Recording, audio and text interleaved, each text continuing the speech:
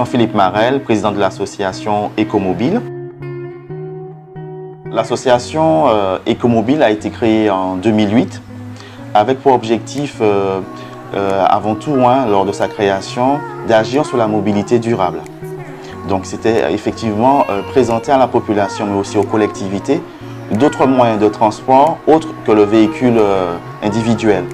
Donc nous, on s'est axé notamment sur la mobilité durable, notamment sur les vélos à assistance électrique, les scooters électriques, mais aussi la marche à pied et l'utilisation du vélo classique. Mais c'est vraiment sensibiliser les personnes, chacun, que ce soit les collectivités, mais aussi la population, à avoir une autre réflexion sur leur déplacement.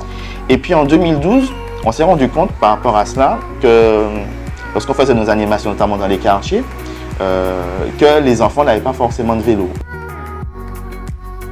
Et de là est née l'idée de faire une collecte de vélos, en fait, pouvoir les retaper et offrir à des enfants justement qui n'ont pas la possibilité, pour certains parents, de leur offrir des vélos.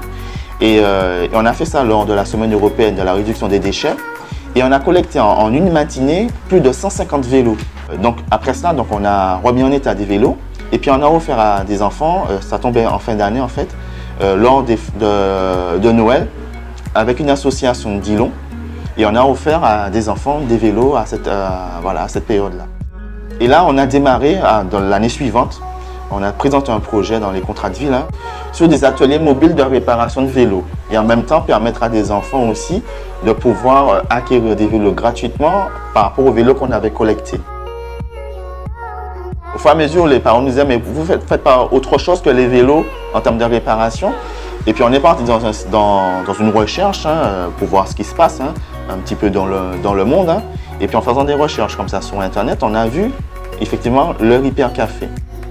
Bien sûr, on a fait une étude, il fallait faire une étude, donc on a été voir l'ADEME, etc., qui nous ont financé une étude de faisabilité. Donc en 2015, on a lancé le premier Repair Café mobile lors de la semaine européenne de la réduction des déchets. Et ça nous a permis effectivement de voir que ça répondait à une demande de la population. Mais malheureusement, le foncier fait que les municipalités n'ont pas forcément de biens immobiliers. On a aussi le dispositif mobile. Par exemple, on se déplace aussi dans les communes de la CACEM. L'objectif au départ, bien sûr, c'était les quartiers prioritaires. Mais bien sûr, on ne peut pas fermer, parce que c'est quand même aussi faire preuve aussi de mixité, permettre à tous de pouvoir bénéficier du dispositif. Donc on est ouvert à tout le monde, bien sûr, avec on va dire un accent particulier, notamment pour les publics prioritaires des quartiers. Alors, ce qui freine des fois, c'est que on est toujours pressé. Donc, on ne veut pas rester pour la réparation. Mais on leur explique la démarche et ils comprennent.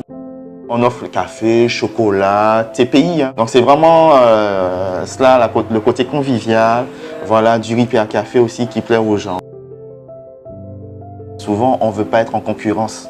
On n'est pas là pour faire de la concurrence aux réparateurs officiels. Puisque l'objectif, vraiment, c'est d'ancrer la réparation comme un réflexe.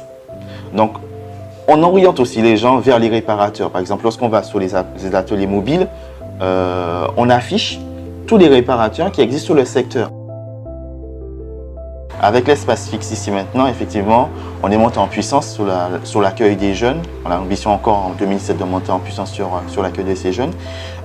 C'est à la fois pour nous montrer aussi que les jeunes aussi s'engagent dans la vie de la société, mais aussi leur porter aussi on va dire une voie vers des nouveaux métiers sur lesquels peut-être ils n'avaient pas forcément pensé au départ.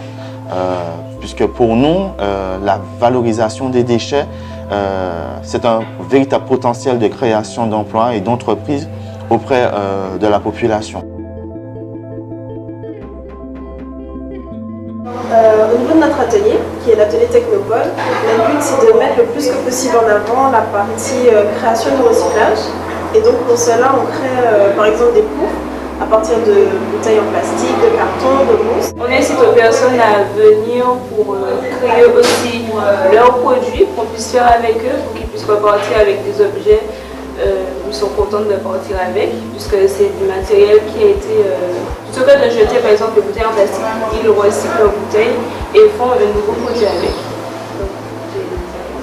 Donc fait aussi des porte-tablettes, des porte-bijoux. Au niveau de l'atelier couture, on fait des sacs cabas avec des bâches, des tapis de plage, des jupes avec des ciresses. Et voilà. On fait énormément de choses avec les produits recyclés. Et là, justement, on essaie de travailler sur la création de throw-away bags. Alors en fait, c'est une innovation qui est sortie l'année dernière. Il s'agit en fait de 4 sacs qui sont dispositionnés dans des caddies pour faciliter les courses en fait. Et c'est pas la peine justement d'acheter des sacs cabas à chaque fois pour aller faire les courses. On se développe sur l'ensemble du département afin de répondre aussi à une attente de la population.